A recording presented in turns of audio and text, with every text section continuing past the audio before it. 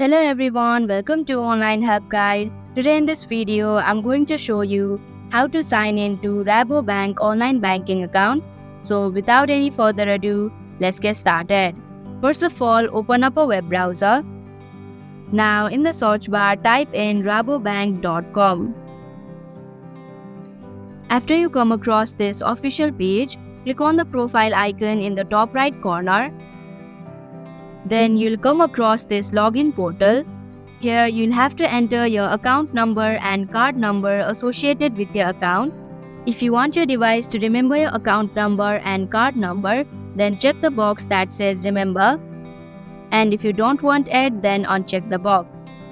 Now scroll down your screen and you'll have to scan the QR code and enter the access code below. Now tap on the login button to proceed. And that is how you can sign in to Rabobank Online Banking Account. Thank you for watching Online Help Guide. Hope this video was helpful. If it was, then hit the like button and comment down if you have any questions or feedback. Also, if you are new to our channel, subscribe and hit the bell icon so that you don't miss our upcoming videos.